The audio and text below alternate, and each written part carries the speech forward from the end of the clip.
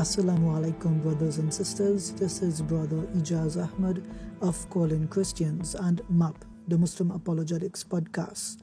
Back in March of 2018, just a few months ago, I had a dialogue with Jay Smith.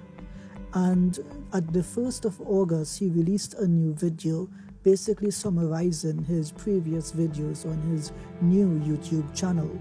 What I've noticed in his new video is that he's begun to walk back claims or correct himself based on the dialogue I had with him. But he continues to make really big mistakes, and today I'll just highlight a few of them based on his latest video. More than that, he had a secretary named Zaid ibn Thabit. Why didn't he write it down? Isn't that what secretaries are supposed to do? These are all the questions we brought up, and of course we asked them in the second episode. Well, Jay, allow me to answer this question for you.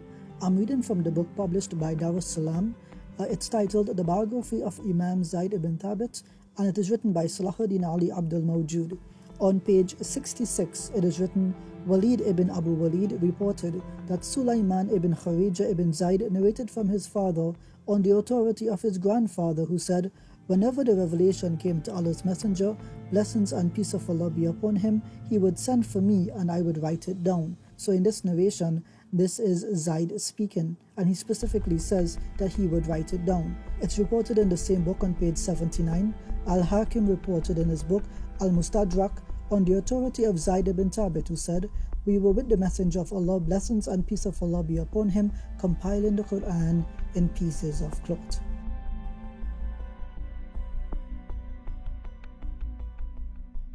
But for now, we just looked at that one and we asked the questions when it was written, and we quoted two scholars, Altıkılıç and Ekmel Nisanoglu. Tahir Altıkılıç, Dr. Tahir Altıkılıç and Dr. Ekmel Nisanoglu, both from Turkey, who both had access to the Topkapi. They were the ones that were responsible for the Topkapi. They've had the best work on it, and they were the ones that came out with their report.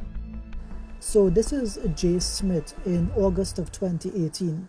He appeals to Dr. Tayyar and Dr. Ihsangulu as scholars, and he pretends as if he uses their scholarship for his positions. But when I questioned him in March about their conclusions, he completely disregarded their research. He is not a scholar in the field. He does not do textual criticism. His PhD is on a biography of a Christian missionary in India. Let's just get that clear. So in August of 2018, he says, yes, I love these guys. They're great scholars. I use their research for my statements. But when I specifically questioned him on what their conclusions were, he rejected their scholarship. So which is it, Jay? So Dr. Altıkılıç is saying it's the same. He points out orthographical differences, and based on your own scholarship, you disagree with his authority. Is that correct? Listen, I'm going to disagree with him, obviously, because you're not going to hear what I'm saying. And listen to what I quote. When you look at the Topkapi is a mid-8th century man.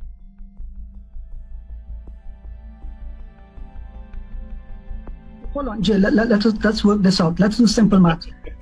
622 CE is when the Hijri calendar begins, agree? Right. And goes to 719. Hold on, add 50 years, what do you get? And goes to 719.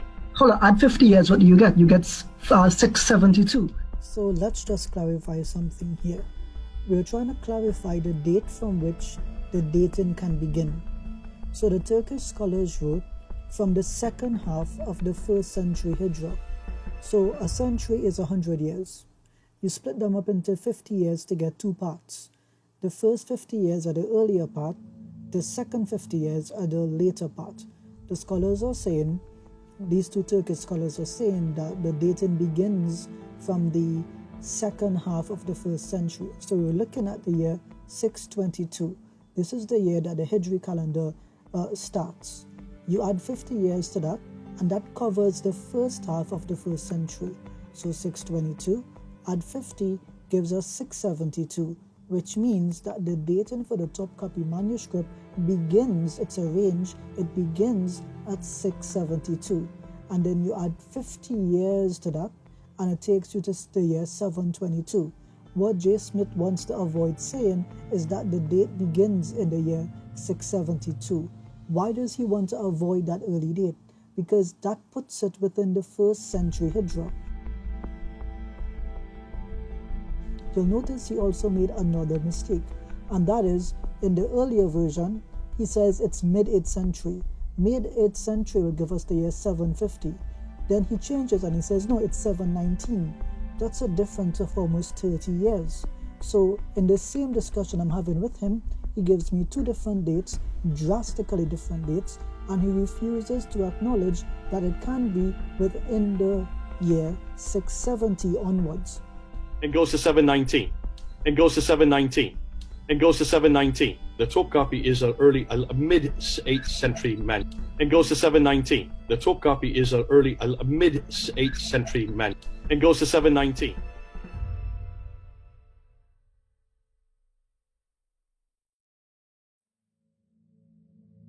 Altıkılıç and Ihsanolu both said that this was written in the second half of the 1st century up until the first half of the 2nd century, so about 670 up to 770.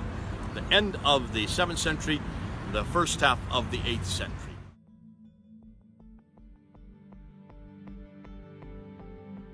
It goes to 719. The Topkapi is a mid-8th century man. This was written in the second half of the 1st century up until the first half of the 2nd century, so about 670 up to 770.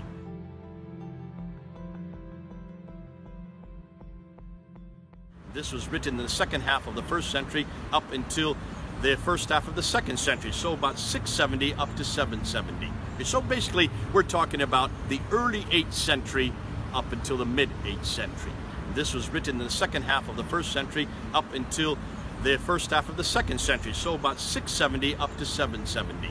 So basically, we're talking about the early 8th century up until the mid-8th century.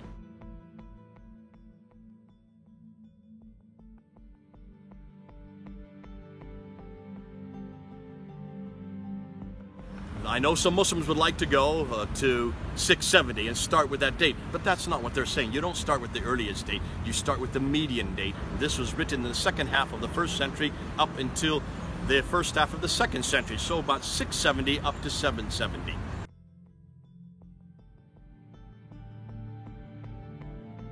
We now begin our detailed analysis, and to do so we must first begin with some questions towards Mr. Smith. The first question is, where did Dr. Atakulac or Dr. Ihsanoglu mention a median date? I have looked at their manuscript, I have looked at the document itself, published in 2007, and I am unable at this point in time to find any mention of, or concept of a median date. So when you mention that this is not what the scholars say, then what do they say, and how do you make the claim that this median date comes with authority from them? We move to the second question. Where did anyone claim 670 was anything other than the start of the date range? I have always maintained and asked him why he always rejects or excludes the 7th century as part of the date range. And I have maintained that 50 years after the beginning of the Hijra, which is the year 622, so we end up with the years between 670 to 672 as the start of the date range for which the Topkapi manuscript can be dated. And so I am asking Mr. Smith, where was any other claim than this made? Thirdly, I ask him, how did you get the date range of 720 to 750? This date range is not mentioned by any of the scholars, specifically not mentioned by Dr. Atakulac or Dr. Ihsanoglu. I have looked at their manuscript, by this I mean the document that they produced in 2007, and I am unable to find this date range. To examine Mr. Smith's date range, we are going to actually look at a comparison of the dates given by those scholars.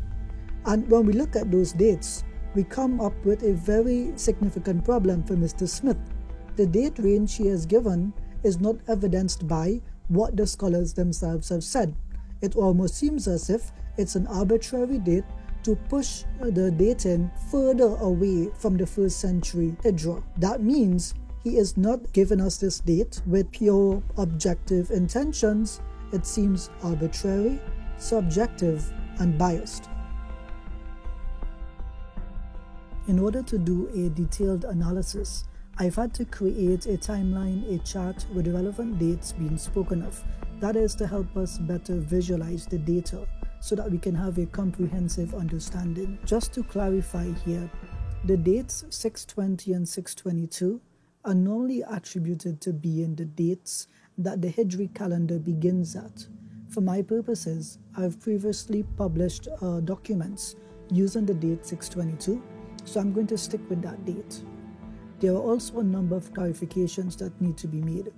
The dates I've given for Joseph J. Smith's claims, the date range that he has given, I started at the year 720 because in March he gave me the dates 719 and 720.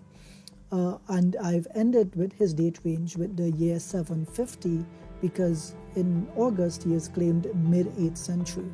So if he means any other date by the term mid-8th century, then that clarification is for him to make. But I've taken it as it is commonly understood. With those things said, let's look at this timeline. You'll notice that the timeline begins at the Roman year 600 and ends at the Roman year 800. I will explain how the Hijri or the Islamic calendar fits into this system. But just so that we understand it, we are looking at 2 centuries here. The year 600 to the year 700 is known as the 7th century, and the year 700 to the year 800 is known as the 8th century. I'm simplifying here, but you have to work with this given the graph in front of us. To continue, this would mean any date between the year 600 and 700 would fall into the 7th century. And so the Islamic calendar actually begins at the year 622. At the year 622, you have 100 years that takes us to the year 722. So 622, we begin with the Hijri calendar, and the first century of the Hijri calendar ends at the year 722. That's important. This means that the first century of the Hijri calendar spans some of the 7th century and some of the 8th century of the Roman calendar. This may confuse some people, but if you look closely at the chart for a period of time, it will eventually make sense to you.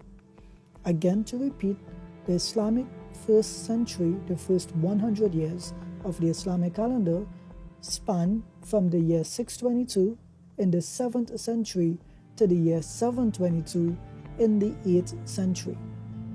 In addition to this, the year 722-723 to the year 822-823 takes us to the 2nd century of the Hijri calendar.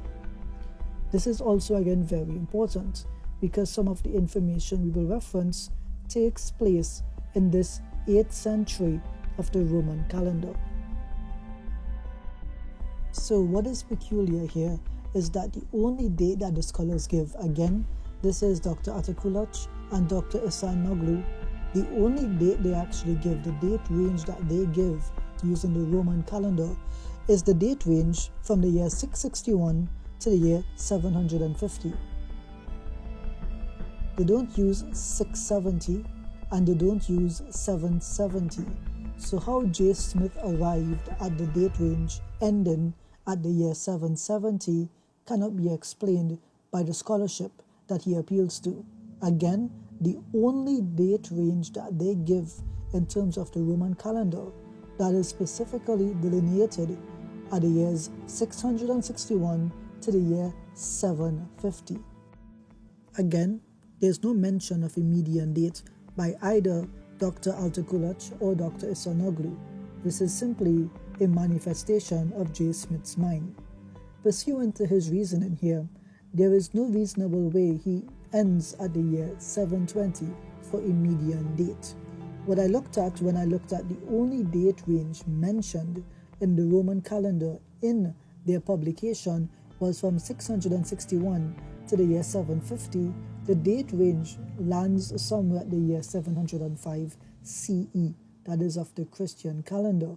of the Roman calendar, so at the year 705. So even if there was a median date, and even if we accepted J's argument, then we still end up not at the year 720, but at the year 705. We also have another problem here for J. Smith, and that is Dr. Altekulich's words. He specifically says that the manuscript is not either 7th century or either 8th century. He doesn't say it's either 1st century Hijra or 2nd century Hijra. He says it's actually both. He says and. So he says it's the second half of the 1st century and the first half of the 2nd century. Now, why does he say this? He says this because there was some disputation as to whether or not the initial writer, the first copyist, was the same person to add the vowelins and dottins on the script. In Arabic, traditionally, you can write the script without vowelins and dottins. However, over time, some manuscripts were updated to include the vowelins and dottins, and this is quite normal. And so what we see here is that if someone later on came and added these vowelins and dottins later on, then the manuscript itself, based on just the consonantal skeletal text, that is the text without the vowels, would be definitively within the second half of the 1st century of the Hijra calendar, which is something that J. Smith does not want to seem to concede. With respect to the date range, there are a couple issues here, namely two. The first is the date range that Dr. Altekulich gives in general terms is from the second half of the 1st century to the first half of the 2nd century. So generally a 100-year period following the year 670.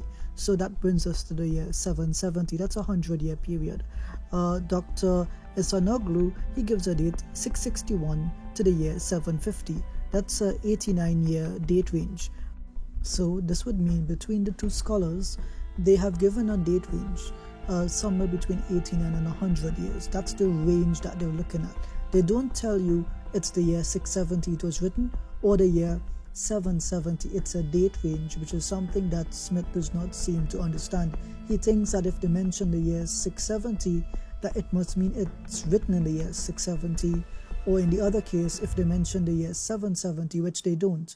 But just given Smith's interpretation, if they mention the year 770, he thinks that the start and the end of the date ranges are the dates themselves. So that's completely incorrect. It's a date range, R-A-N-G-E, which means it spans a period of time. And so the scholarship has determined it's between an 89 and 100-year period that it possibly could be dated between. Now the problem with Smith is, let's take a look at this video clip. So basically, we're talking about the early 8th century up until the mid 8th century. In this video clip, he gives you early 8th century to mid 8th century, a 30-year period, 719 to the year 750. So how does he come up with a 31-year period? But scholarship, actual scholarship that have PhDs in this field and have looked at the evidence, they give you a date range of 89 years and 100 years. So it means to say that Smith is not following scholarship, but making up the numbers as he goes along. He treats the Quran as a copyist of the Bible would treat the Bible. Let us, however, take a moment to remind ourselves that the only actual dates given within the Roman calendar are the dates 661 to 750 by Dr. Ihsanoglu. Those are the only dates given, delineated by the scholars. And we have already determined that if we had a quote-unquote median date, that would take us to the year 705. This would bring us to the end of today's video. I would like to thank everyone for watching, and most importantly, don't forget to visit our website callingchristians.com, and I would also strongly like to encourage you to donate to Calling Christians. I've put the donation information in the video, and inshallah it should be in the description as well. Please feel free to reach out to us with any questions that you may have. Thank you.